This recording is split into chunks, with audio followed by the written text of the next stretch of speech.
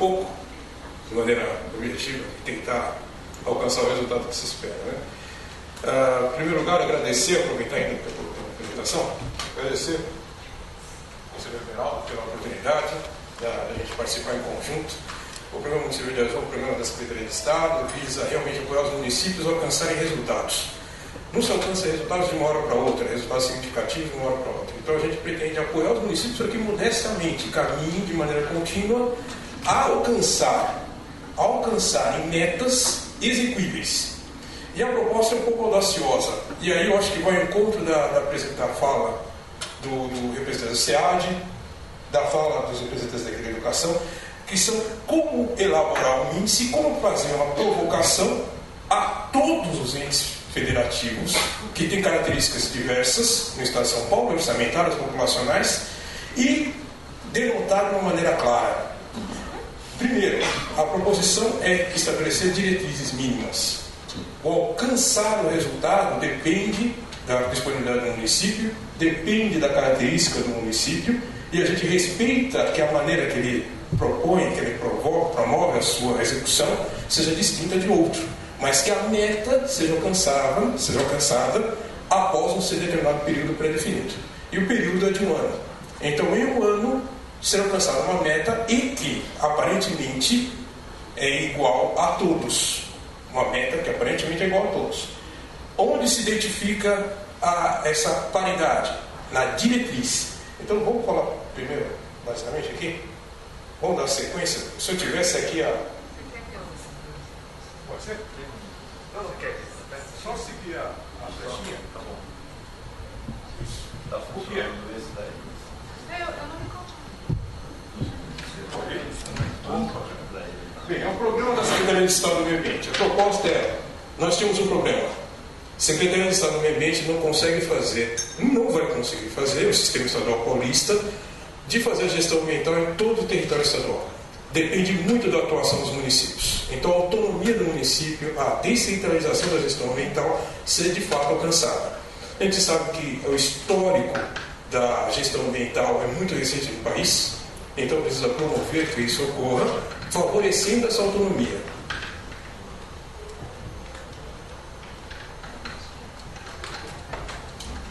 Isso, eu acho que é melhor ir na sequência.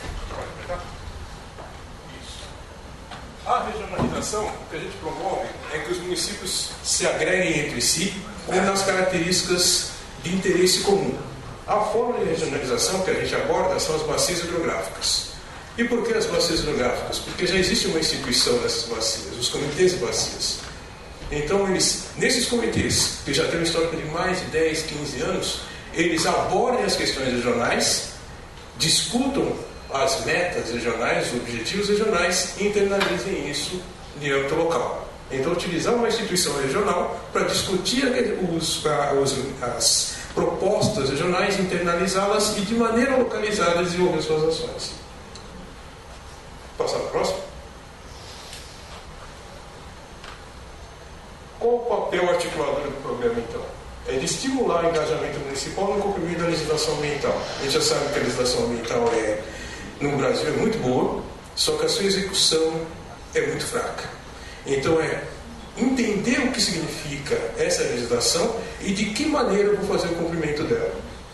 Abrir o diálogo com os municípios e o Estado de maneira mais célere. O Sistema Ambiental Paulista, que é composto pela CETESB, a Companhia de Tecnologia e Saneamento Ambiental, que tem uma expertise muito boa no controle e prevenção da poluição. Então, colocar todo esse arcabouço informacional à disposição dos municípios, de maneira célere, por meio de diretrizes pré-definidas. Então, auxiliar que a comunicação seja efetiva a partir de quando temas são pré-estabelecidos. E também os municípios se comunicarem, principalmente quando há uma ação exitosa. Na ação exitosa, ser multiplicada a outro município. E nas dificuldades, discutir entre si como alcançar os resultados para dirimir essas dificuldades. E o nosso papel, que é a missão nossa do programa, é dar suporte ao técnico para que a efetividade seja alcançada, quer dizer, os resultados possam ser vistos não só pelo gestor, quanto pela população. Passar para o próximo. E aí tem uma atividade que é anual. A proposta nossa é definir as diretrizes permanecerem, mas as ações que compõem essas diretrizes serem discutidas e serem expostas nos municípios no primeiro trimestre do ano. A partir desse primeiro trimestre do ano, ocorrerem encontros regionais, de forma a discutir como se alcançar os resultados de acordo com a característica regional, para que, no final do ano, seja apresentado um relatório. Esse relatório é composto pelas declarações do que eles puderam conduzir durante o ciclo vigente, agregado a documentos comprobatórios. Então, diferente do tribunal, em que é baseado por ações declaratórias e depois a visita pela amostragem do auditor, a gente pede que a apresentação da declaração seja agregada com documentos que comprovem aquilo que foi declarado. Aí, após essa fase, visitas também por amostragem são feitas por técnicos do Programa Municipal Verde Azul. Passa a próxima. Quais são os temas abordados? Os temas eles têm que ajudar a entender o que é a questão ambiental. A questão ambiental passa por um nível tanto hoje de abstração, por grandes discussões internacionais, e a gente não consegue entender o quão próximo está da nossa atividade, do nosso dia a dia. Então, é traduzir a questão ambiental para temas específicos e quais ações vinculadas a esses temas que possam ser desenvolvidas. Esgoto tratado, resíduos sólidos, na questão até da coleta seletiva, ser introduzida, como que isso se fortalece, como se torna efetivo ao longo do tempo. Questão da biodiversidade, onde tem a questão da vegetação natural, da vegetação ativa, quais metodologias eu vou adotar para recuperar a minha vegetação perdida, como que eu lido com a fauna silvestre. A arborização urbana, que é um problema nas cidades, isso é competência municipal, não é competência do Estado, até uma ousadia da Secretaria em propor a arborização urbana, e na verdade não está falando de introdução meramente de árvores, está falando de permeabilização do solo. É na verdade um planejamento de compatibilização de equipamentos públicos dentro de uma cidade. Também a questão da educação ambiental, que permeia todos os outros itens, cidade sustentável, onde se discute também a sustentabilidade da administração pública. Em época de crise é totalmente favorável que se discuta isso, que quanto mais eu introduzo sustentabilidade ambiental, um conceito claro do que é sustentabilidade ambiental dentro da minha gestão, eu otimizo as minhas despesas públicas. Questão da gestão das águas, a água que entra, a qualidade dessa água que entra no meu município e como que eu a distribuo até os municípios. Então, a malha de distribuição de tal momento de perdas, como eu controlo essas perdas. E o setor do meio ambiente ser chamado a entender como que ocorre esse controle. E, normalmente, é uma ação descolada do setor ambiental. A qualidade do ar, onde a gente propõe com que esse tema entre em voga, mesmo o município lá do Vale do Ribeira, mesmo o município do litoral, mesmo aquele município pequeno de 3 mil habitantes, onde não há um problema de poluição atmosférica como há aqui nas grandes regiões metropolitanas. Mas lá também há casos de emissão de fumaça preta nos veículos a diesel. E como que eu controlo a emissão de fumaça preta? E como a gente fala fumaça preta, a gente não está falando meramente somente no lançamento de particulados ou poluentes na atmosfera, a gente está falando de gasto público excessivo. Se emite fumaça preta, está desregulado o motor. Eu estou consumindo diesel a mais. Então, a ação sistêmica envolvendo o setor ambiental para que promova a otimização dos gastos públicos. E o sistema ambiental ser fortalecido. A estrutura ambiental e o Conselho de Meio Ambiente. Passa a próxima. Opa, e aí vem a nossa proposta. Isso posto, como que a gente pode fazer as conectividades entre um indicador do Programa Municipal Verde Azul, a partir dessas ações de apoio, com aquilo que o Tribunal de Contas está propondo? É estreitar a sinergia. Essa é a visão que nós temos. A sinergia do programa, que é de apoiar os municípios para que resultados sejam alcançados, com aquilo que o Tribunal de Contas vê, que é o resultado final. Se de fato foi alcançado aquele resultado. E o que nós percebemos com avaliações do SEAD até 2011, fazendo os testes de correlação, é que não houve correlação alguma entre as despesas públicas voltadas à questão ambiental e a nota do Programa Municipal Verde Azul. De 2007 até 2011 não houve nada de correlação positiva. Então, o que se entende é que é como gastar, como eu gasto, é o ponto-chave. Passa a próxima.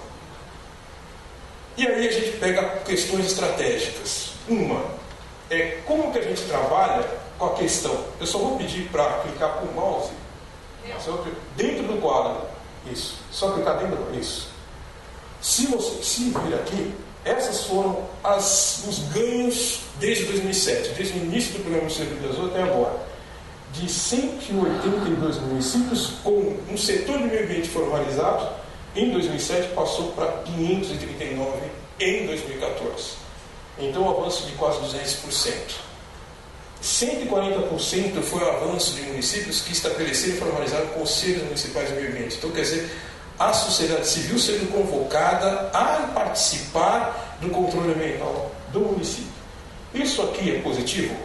Mas não é suficiente. Então, o que a gente chama atenção vai ao encontro daquilo que foi dito. Ter uma biblioteca positiva é positivo, é importantíssimo. Mas como que ela funciona? Aqui está sendo positivo. Mas como que esse sistema se fortalece e como se ele atualiza na sua gestão para que os resultados sejam alcançados? Passar para o próximo. A gente fala, tudo depende de uma questão de tempo, né? Uma questão temporal e uma questão circunstancial. E uma circunstância foi positiva. 2014, essa união da possibilidade do Tribunal de Contas conosco estabelecer uma relação sinérgica. Quais foram os pontos propostos para que ocorresse a introdução no IAMB? Gestão de resíduos sólidos, que é competência municipal, somente na disposição dos resíduos, na coleta desses resíduos, nos contratos que são feitos, a formalização e treinamento do setor de meio ambiente, então um tema que vale a pena ser introduzido em ambos os indicadores. Educação ambiental, principalmente no seu caráter formal. Claro que o setor de meio ambiente puxa também para o caráter não formal e informal, mas introduzir isso e fortalecer o âmbito formal com o aspecto de transversalidade da educação ambiental, de fato a transversalidade, quer dizer, todos os professores, dependendo da sua formação, introduzindo o tema, é importantíssimo. E a sustentabilidade ambiental na gestão pública municipal e o saneamento básico. Esses foram os temas macros que levaram à introdução de alguns dispositivos presentes dentro do indicador. Passar para o próximo. E o que nós observamos? Aí eu vou pedir para clicar. Pode mais um. O que nós observamos entre a paridade de um indicador com o outro? Aqui vem a nota do PMH em 2014, que varia de 0 a 100. Nós concedemos, até desculpe que eu não especifiquei, é concedida uma certificação aos municípios a partir de quando eles alcançam 80 pontos. Só que não é meramente fazer as ações, alcançar os 80 pontos e ser certificados, mas terem pré-requisitos. Os pré-requisitos implicam em não terem pendências com a CETESB. Nenhuma pendência, nenhuma obrigação legal pendente junto à Companhia de Controle e Fiscalização do Estado de São Paulo. E outra, terem minimamente a estrutura formalizada e o conselho formalizado. São pré-requisitos. Mesmo que eles tenham 80 pontos, não se alcança isso. E se houver pendências, ocorre desconto na nota. E o desconto pode chegar a 30 pontos. Ele pode alcançar 90, mas cai para 60, se tiver 30 pontos de desconto. Entre os municípios caracterizados como muito pequenos, da mesma forma como foi dividido como o Tribunal de Contas dividiu, entre porte pequeno, muito pequeno, médio e grande, houve uma paridade na fotografia de 2014, que municípios muito pequenos tiveram um indicador com nota menor em relação aos municípios maiores. 2014. Só que eu vou dizer um fato pregresso. Quando surgiu o Programa Municipal de Azul nos 4 primeiros anos, ele foi dito que era um programa que favorecia os municípios pequenos. Porque era muito mais fácil o município pequeno aderir, conseguir os resultados, alcançarem as metas propostas. E o que a gente está observando agora é que os municípios grandes, médios, que a partir de quando entendem o que significa as ações, que se trata de eficácia e não de eficiência, eles podem também desenvolver, serem favorecidos e podem alcançar os resultados propostos pelo programa. Então, em 2014, o que se observou é isso aqui. Flutuação tem ocorrido com os municípios pequenos, o que significa que a gente tem que fazer um trabalho de apoio aos municípios pequenos e médios. A gente tem que dar apoio técnico, garantir a continuidade, independente da modificação da gestão. Ano que vem é um ano eleitoral, significa que possivelmente vai alterar a gestão em 2017. A continuidade prevalecer, uma massa crítica continue trabalhando com a questão ambiental, principalmente entre os efetivos, para que possa ser absorvido na próxima gestão. Passar para o próximo.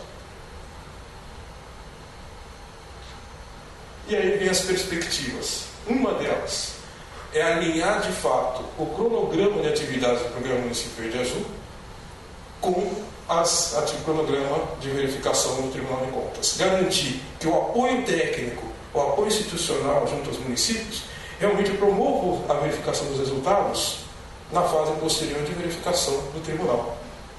Elevar a acurácia das proposições. A gente sabe que o indicador sempre é um processo de construção contínua. Pode ser um período de 2 anos, como a proposta feita pelo setor de educação, talvez 3, não se sabe, mas realmente uma revisão periódica cabe. E a acurácia significa, será que eu estou focando no ponto certo ou errado, para realmente indicar de que aquele resultado é efetivo? Muito melhor do que precisão é a acurácia. De repente ele está sendo muito preciso, pegando o documento correto, mas totalmente no alvo distinto. E oferecer treinamento e capacitação utilizando diferentes vias de comunicação. De novo, eu retomo um agradecimento ao Conselheiro Liberal, porque a equipe da UDESP foi fantástica conosco. Marcos Portela, o Idancas na época, a Márcia Cirato, que está ali, que participou da teleconferência junto aos municípios, de apoiar os municípios a entenderem como se aplica a sustentabilidade da administração pública. Como se entende a licitação pública sobre o caráter de sustentabilidade, qual o arcabouço legal que ele pode se basear para aplicar a Lei 8666. Então, toda essa questão de verificação dos gastos públicos para otimizar esses gastos públicos sendo feito em parceria. E o que a gente, claro, pretende discutir com mais detalhes as definições da composição dos critérios, que aí cabe em um outro momento. Mas, de maneira genérica, é esse direcionamento. É promissor, tremendamente pode ser um ganho enorme em termos de modelo de sinergia entre diferentes entes. A gente fez uma apresentação semelhante hoje no Parlamento Regional, Parlamento do Aglomerado Urbano de Piracicaba. Tem 23 municípios lá, que fica no PCJ. É um subgrupo do PCJ, basicamente. Em que os vereadores estão querendo entender como que eles podem promover e auxiliar na questão da qualidade ambiental. E quando a gente disse, e lá participou o promotor público da região, ele ficou fascinado com essa sinergia que está sendo feita e gostaria de que o Ministério Público também participasse dessa sinergia. É claro que todos os cuidados têm que ser feitos. Quando o município vê o Tribunal de Contas, já treme. Quando vê o Ministério Público, treme mais ainda. Então tem que verificar como que essa sinergia pode ser feita de maneira profícua, que realmente promove o resultado que se espera. Mas explorar esse processo de construção, essa circunstância, é algo que cabe a gente explorar. Agradeço. Muito bem, Zé Ricardo, muito obrigado, viu? Alguém quer fazer algum questionamento com relação à parte ambiental? Eu, para trabalhar na Secretaria de Meio Ambiente, o nome de Ricardo faz parte da avaliação. Ricardo, tem que chamar Ricardo. Tem que ser canudo. Ah, é? Lia, quer falar alguma coisa? O microfone aqui, ó. Cadê o microfone? Aqui é nessa cadeira, sobre a cadeira. Meu nome é Débora, trabalho na Secretaria do Meio Ambiente, na Coordenadoria de Biodiversidade e Recursos Naturais. Né? Então, eu queria só falar assim, que no início da sua apresentação você tinha falado que o índice ambiental ele leva muito em consideração saneamento e a questão de resíduos sólidos, né? E não está avaliando essa questão importante da água, que agora é uma coisa que está urgente, assim, né? Então, acho que as pessoas percebem a importância dos serviços ecossistêmicos para a provisão de água, né? Então, e também juntando com um pouco que vocês falaram, né? Então, dentro do município Verde Azul do programa, tem um índice que é de biodiversidade. Então, eu acho que isso, assim, deveria ser incluído na avaliação. Tá. Bom, muito bem. Inclusive, nesse ano de 2015, o tribunal está avaliando este programa do Estado. O Estado tem um programa das nascentes, fazendo uma avaliação desse programa. Mas muito bem lembrado, acho que foi interessante. Quer falar alguma coisa? Bom, então, vamos ouvir o Arnaldo, né, que é da saúde, é o coordenador exatamente da área de atenção básica, né, dos municípios e as atribuições na área da saúde dos municípios exatamente com relação à atenção básica. Né? Gostaríamos de ouvi-lo. Muito obrigado. Arnaldo. Inicialmente eu queria parabenizar o Tribunal de Contas e o Conselho Federal por essa iniciativa, que eu acho que ela realmente todo um paradigma, eu acho, né, da relação do Tribunal de Contas com os municípios, né, nesse sentido de não ser só fiscalizador e punitivo, né, mas no sentido de estar acompanhando o desempenho e estar até podendo indicar onde estão os problemas, né, e não simplesmente fazer uma rejeição de contas e pronto, E eu acho que essa questão de trazer à tona a questão da responsabilidade, do resultado do gasto, é muito importante, né? A gente tem visto na área da saúde, assim, uma prática mais ou menos disseminada de gastos que a gente percebe que não levam a resultados em termos de melhoria da qualidade da saúde. Então, eu acho que a gente ter uma verificação desses resultados, né, em que pese toda a dificuldade para organizar isso, eu acho que o lançamento desse índice é, no mínimo, um ato de grande coragem, né, porque quando a gente lança um índice em que a gente precisa se comprometer com a seleção de um grupo de indicadores, a gente está sempre arriscando a pele, a reputação, porque é sempre questionável. É sempre questionável. E quando a gente propõe um índice como esse, que ele é um índice composto, é uma agregação de uma série de indicadores, com ponderações que não são visíveis para a população em geral, e nem para os outros técnicos que não participaram do processo, né? Na realidade, quem faz isso assume deliberadamente, né, um propósito, né? E, assim, a rigor, o propósito do Tribunal de Contas não pode ser questionado, né? Enfim, se a saúde fosse organizar um indicador composto, certamente faria diferente, porque as nossas questões são diferentes das questões do Tribunal de Contas, né? Então, quando a gente, num primeiro olhar, a gente fala assim, nossa, por que puseram isso? Né? Mas depois a gente vai procurar entender e percebe que, assim, a perspectiva de um Tribunal de Contas, ela tem que ser necessariamente diferente da perspectiva de uma Secretaria de Saúde, ou de uma Secretaria de Educação, ou de Meio Ambiente, né? Em que, então, a gente tem que guardar, tem que respeitar esses diferentes pontos de vista. No entanto, eu acho que vale a pena, como o próprio conselheiro assim, convidou, né, a falar um pouco sobre alguns desses indicadores, eu acho que vale a pena a gente, por ter até mais intimidade com esses indicadores, com os problemas que eles têm, e que eu acho que às vezes quem está de fora da área específica não conhece algumas das armadilhas dos indicadores que compõem o Índice Geral da Saúde. Eu vou falar um pouquinho de alguns desses indicadores, que eu acho que isso precisa... eu acho que pode aprimorar com o tempo o indicador, mas eu acho que ele, assim, num sentido geral, ele é bastante interessante. Eu não resisti à curiosidade de entrar no site, baixar a tabela com todas as avaliações dos municípios e joguei no mapa. O que é que acontece? Né? Porque se ficar completamente embaralhado no estado, o indicador é perigoso, mas ele não ficou embaralhado. Então a gente teve uma concentração da parte do indicador de saúde, né? Da mesma forma que o colega do TCE do Paraná mostrou, né, uma predominância quer dizer, uma tendência na região oeste diferente da região leste do estado, né? A gente também, no indicador de saúde, consegue observar isso. A maior parte dos municípios do grupo A, eles pertencem à região de Bauru, Marília, Presidente Prudente, São José do Rio Preto e Barreiros. Do lado de cima do Rio Tietê.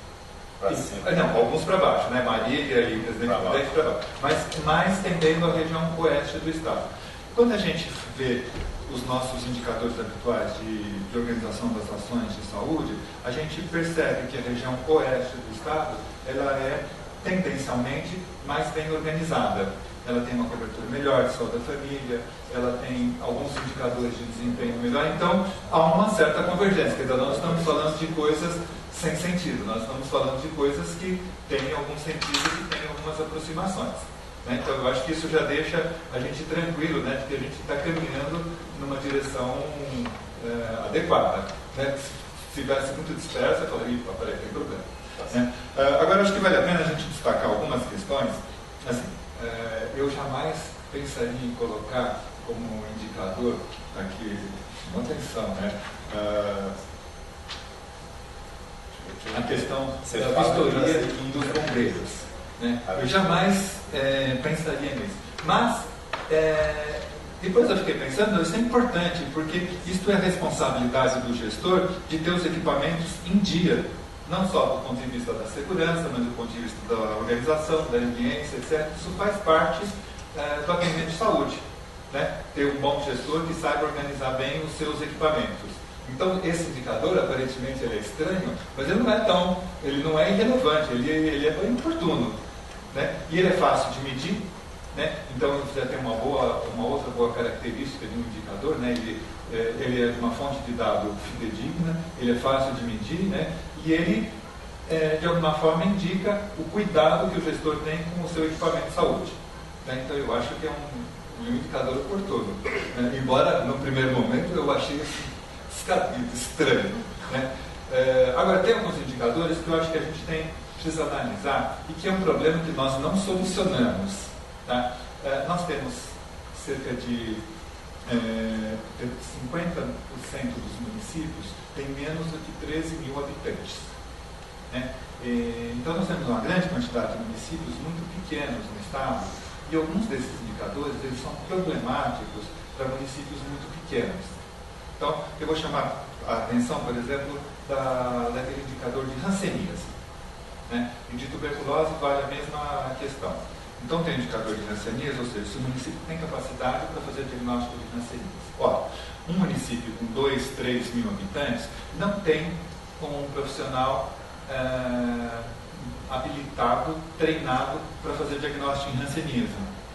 Tá? Então o que vai acontecer? Esses municípios pequenos ficam com esse número faltando.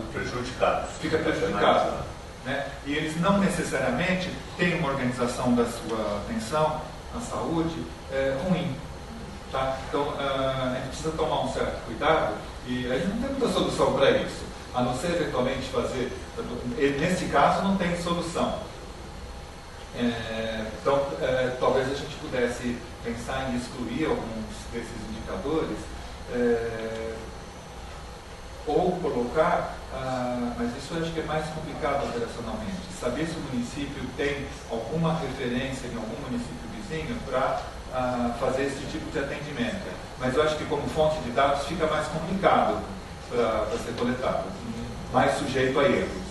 Né? O outro indicador também que é problemático para municípios pequenos é o de tuberculose, cura de tuberculose. Né? A tuberculose, a prevalência mais ou menos no estado é em torno de 20 a 30 casos por 100 mil habitantes. Né? Ou seja, um município de 3 mil habitantes, o mais provável é que ele não tenha nenhum caso de tuberculose. Então, como que eu vou ter um indicador de percentual de cura de tuberculose? Né? Ele também não se sustenta. Então, o município pode ter vários anos seguidos sem nenhum caso de tuberculose. Né? E aí, de repente, ele teve um caso de tuberculose e, por um azar, aquele paciente abandonou o tratamento. Então, 100% de fracasso.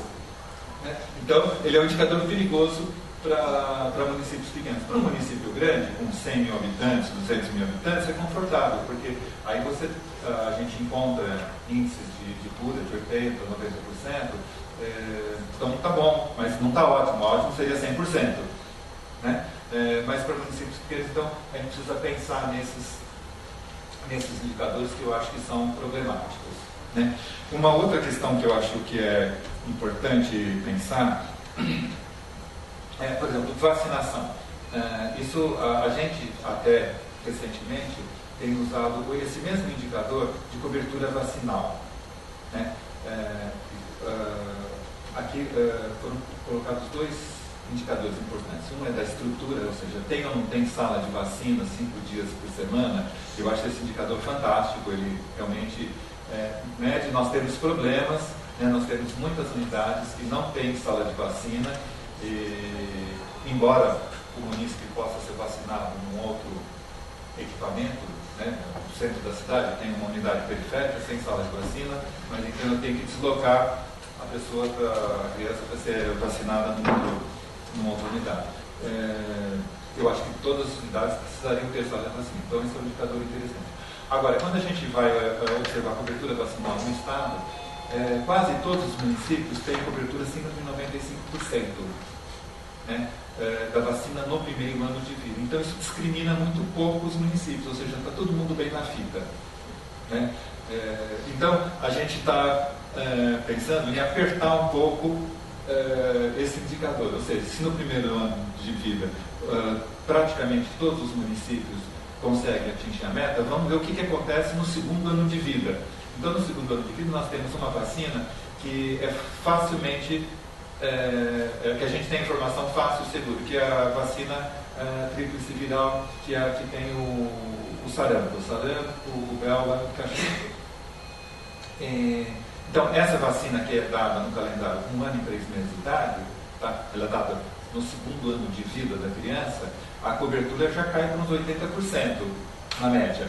Então, aí a gente já consegue discriminar qual é o esforço que as unidades básicas fazem de captar essa criança no segundo ano de vida. Ou seja, a gente já tem uma taxa de abandono do calendário vacinal a partir do segundo ano de vida.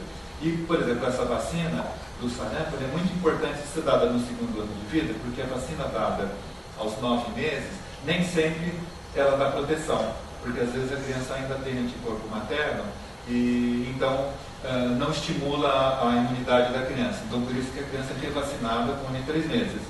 Então, se eu não revacinar essa criança, ela fica vulnerável ao sarampo, né?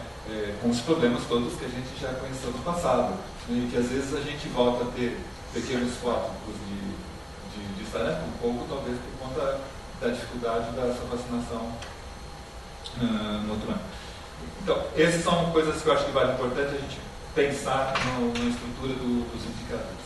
E a outra questão, que o senhor mesmo chamou a atenção, é a questão da confiabilidade dos dados. Né? Então, no caso, ter ou não ter médico é realmente um problema. Né? E eu não colocaria só esse como um problema de confiabilidade. Por exemplo, aquele indicador, se o município tem um cadastro dos seus hipertensos, dos seus diabéticos, que é uma questão muito importante para o acompanhamento desse grupo de pacientes, porque assim, as complicações decorrentes da hipertensão e principalmente da diabetes depende de um bom segmento dessas pessoas, principalmente do diabetes. Né? E o município pode simplesmente dizer, não, eu tenho cadastro, mas quando a gente vai ver, esse cadastro não funciona, ele não é completo, ele só tem uma parte dos diabéticos. E, então, é uma informação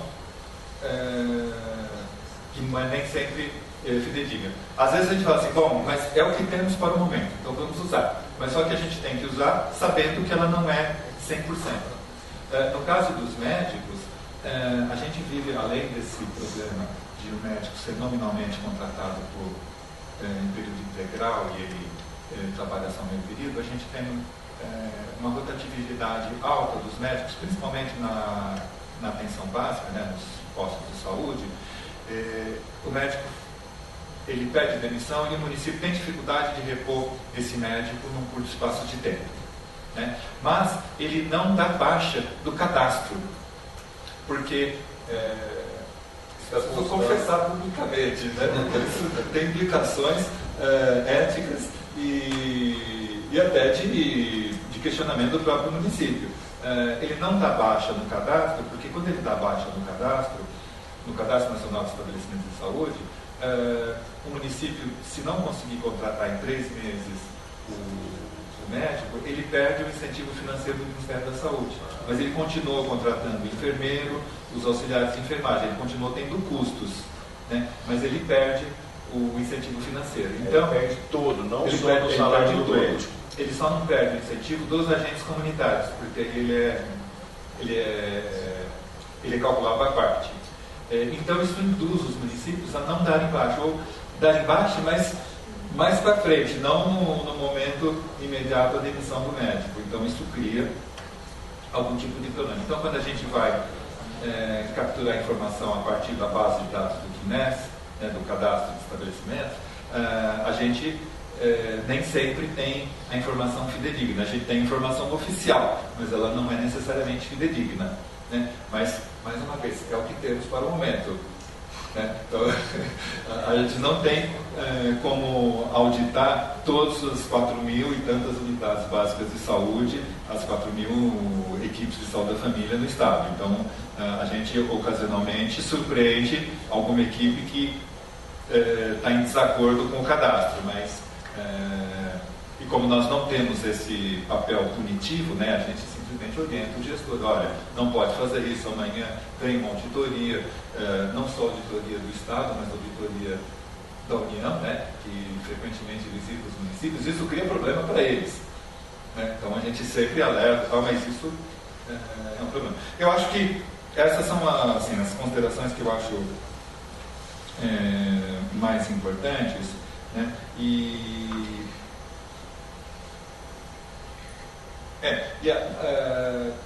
Eu acho que assim, esse grupo de indicadores, a gente não pode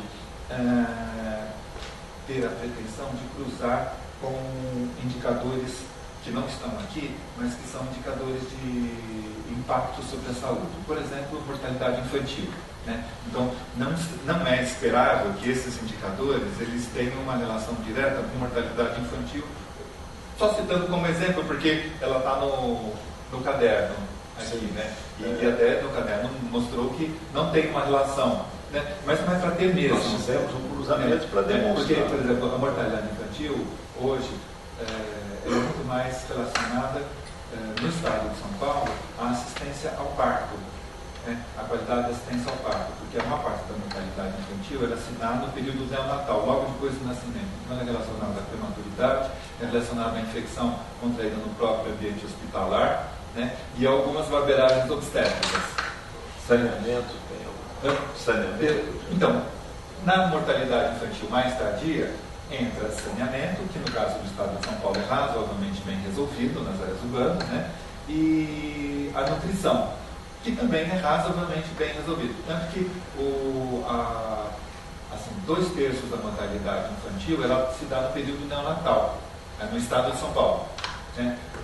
Então, é de se esperar que não tenha uma relação direta com esses indicadores. Mas esses indicadores, eles de fato espelham um pouco a organização da atenção à saúde em cada município. Então, eles são apropriados, mas eles não necessariamente têm impacto sobre esses indicadores, porque esses indicadores, muitas vezes, eles têm outros determinantes. Por exemplo, mortalidade por doença cardiovascular, consumo de fumo, obesidade,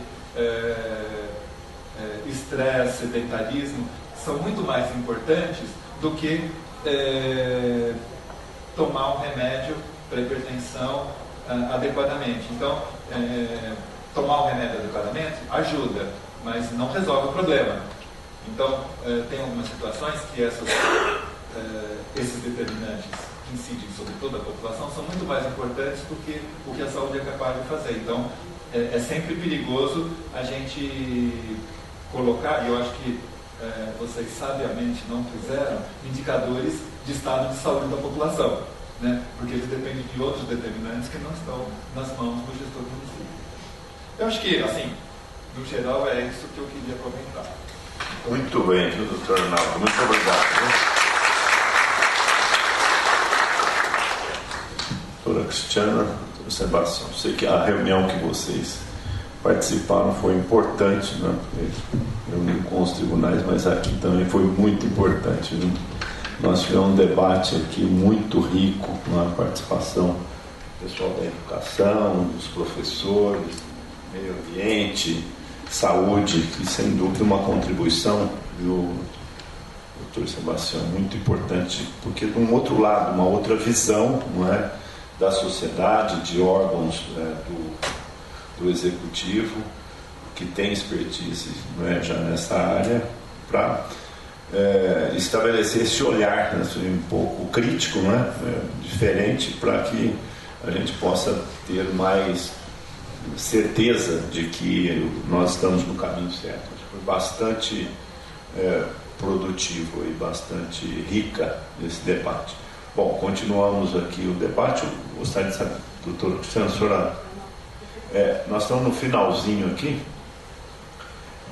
de abrir aí para questionamentos na área da saúde, especificamente, que foi a última colocação, não havendo, do ponto de vista geral, não é, de tudo que foi colocado aqui também, alguma sugestão, a palavra está livre. Amélia.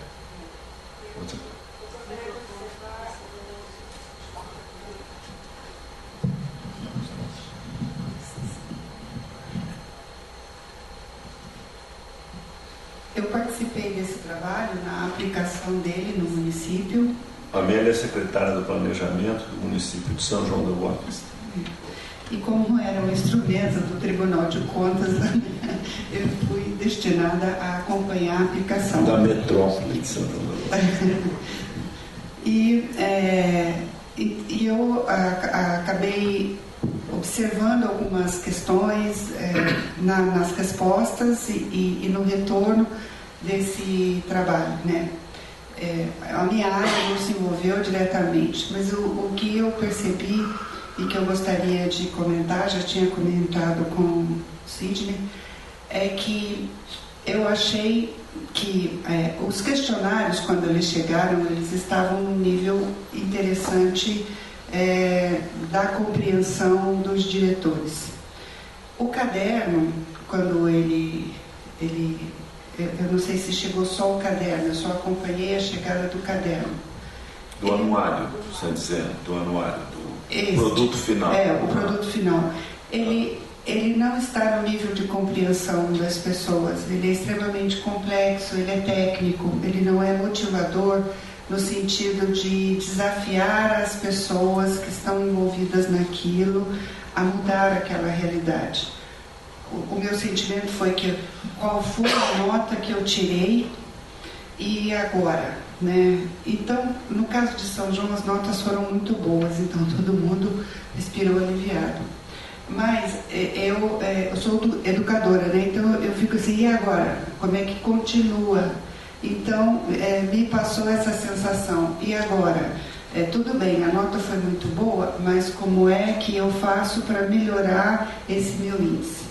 Então o senhor Ricardo Montoro falou do município, do amigo, né? Essa postura do fazer o município querer ver a nota e alterar a nota e tomar aquilo como um desafio, eu acho que seria uma coisa muito interessante, principalmente considerando que vivemos um momento de dificuldades de recursos financeiros. Então, a gestão financeira do município, quanto mais aprimorada, mais eficiente, melhor, né? Então, eu senti um pouco dessa continuidade. Inclusive, o aplicativo que foi desenvolvido, que é uma ideia genial, né? O objetivo dele é fiscalizar o gestor municipal. Então, eu senti falta de uma ação que fosse lá ajudar o gestor a resolver a questão dele, né? E que aquela avaliação não fosse só uma avaliação, mas fosse um instrumento de gestão para ele, que ele desejasse usar aquilo para crescer, né? E aí talvez inventar alguma festa como o Município Verde Azul, um programa município Cifrão Dourado, eu sei lá o que, né? Mas há alguma coisa, porque o interior é isso, as pessoas gostam disso, é da simplicidade, né? E do cotidiano, porque, assim, pelo menos na minha região, os prefeitos são muito simples, muito bem intencionados, mas concretamente, como é que eu boto a mão na massa, vocês é que vão precisar ajudar. A minha contribuição.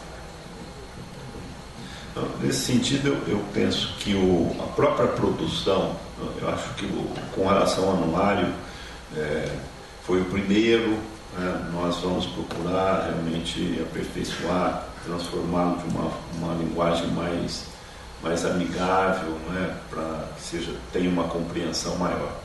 Mas é importante dizer que nós teremos, né? Já temos, a produção de um relatório específico para cada município, né? E neste relatório vai contemplar todas essas informações com os seus resultados, o que o gestor local, um olhar nesses resultados, ele já vai ter, não é? Eu acho que isso já dá um rumo, um norte para que ele possa avançar, encaminhar. Ele vai saber o que ele está no C+, o que aconteceu. Aí vai lá, verifica os pontos, né?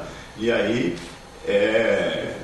chamar o gestor da área e dizer, olha, nossa meta é sair do C+, e ir para o A, né? Quando estabelecer, eu acho que já tem os primeiros mecanismos para isso. Nós, dos 154 indicadores, nós temos vários que não têm uma pontuação, né? Não foram dado peso, né? Mas, de posse destas informações, um banco de dados de 2, 3 anos, também vai possibilitar uma massa crítica para que a gente possa incluir nessa matriz de risco, né, informações que vão ser positivas para os municípios. Né? O município lá de Vinhedos, ele disse, olha, eu não tinha um programa de governo muito bem definido e tal, isso aqui vai ser um rumo, né, para que a gente possa tomar aí as providências. Então, acho que vamos aperfeiçoando. Se não tem mais ninguém queira... Marcos queria fazer alguma observação? Falar da RDM, né? O RDM foi elaborado para cada prefeito, ele vinha com uma proposta mais direcionada nesse sentido, né? Porque a gente chamou a atenção para os pontos de atenção e aí mostrava para o município a resposta que ele deu para aquele indicador, para aquele índice, para aquele quesito. Foi isso. Entendeu? Aí ele já ia vendo ali se ele estava enquadrado na faixa boa do indicador ou na faixa ruim. Então, para complementar o anuário. Né? Eu acho que... Isso, e aí foi para cada prefeito. Né? Esse, viu, Amélia, eu acho que esse já foca mais naquilo da sua preocupação. Bem, então, por favor, doutora Cristiana, doutor Sebastião, vamos fazer aqui a mesa para que a gente possa fazer aqui um encerramento. Muito obrigado.